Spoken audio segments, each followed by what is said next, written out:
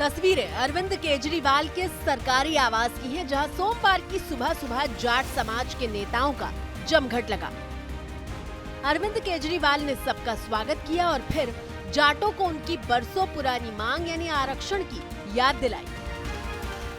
बस इसका जवाब दे दो कि जाट समाज का जो दिल्ली की ओबीसी लिस्ट में है उसको केंद्र की ओबीसी लिस्ट में कब डालोगे? जो उन्होंने 2015 में आश्वासन दिया था और जो उनके गृह मंत्री ने 2017, 2019 और 2022 में आश्वासन दिया था, वो जाट समाज को, दिल्ली के जाट समाज को केंद्र की ओबीसी लिस्ट में कब डालेंगे, ये बता दें।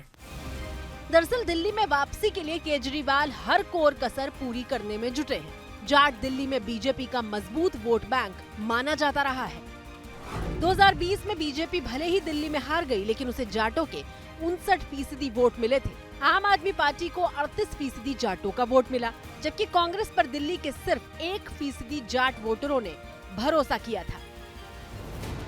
जाट वोटरों का दिल्ली के ग्रामीण इलाकों में अच्छा खासा प्रभाव माना जाता है। यही वजह है कि केजरीवाल ने पिछले दिनों केंद्रीय सूची में जाटों को ओबीसी आरक्षण देने की मांग करते हुए चिट्ठी पीएम को लिखी थी।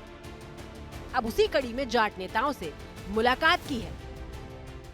ये कुछ कहते हैं तो करते हैं। मैंने कहा भी है अरविंद जी को, हमारे को सबने धोखा दिया। अगर आपने हम आप पे भरोसा करते हैं, अगर आपने धोखा किया तो हम आपका विरोध करेंगे। फिर बीजेपी तो ये कह रही है कि ये पहले क्यों नहीं कर दिया? केजरीवाल जी के अधिकार में ये है कि वो अपनी कैबिनेट से प्रस्ताव को पास करके भारत सरकार में भेजे। पहले इस वजह से नहीं पास किया क्योंकि उनको जानकारी नहीं थी। उनको जानकारी नहीं थी।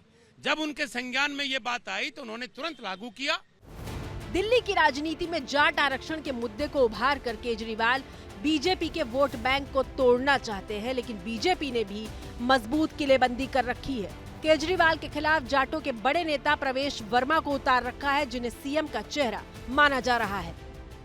दिल्ली के सारे जाट समाज के भाई बहन सभी भारतीय जनता पार्टी के साथ हैं। कोई भी रिजर्वेशन की बात हो, कोई भी जमीन की बात हो, कोई भी गांव के विकास की बात हो, केवल भारतीय जनता पार्टी करा सकती है। 11 साल अरविंद केजरीवाल को असेंबली सेशन में पीएम एलजी साहब को गाली देने के तो कई अवसर मिले, मगर किसी भी जाति को, खाली जाट समाज को नहीं, किसी भी जाति को उनके हक के लिए उन्होंने कोई भी बिल पास नहीं किया। बीजेपी केजरीवाल को झूठा करार देकर अपने वोट बैंक को बचाना चाहती है। जाट समाज क्या फैसला लेता है, ये देखने वाली बात है। वैसे केंद्रीय सूची में दिल्ली के जाटों का ओबीसी आरक्षण सुप्रीम कोर्ट के आदेश की वजह से फंसा हुआ है।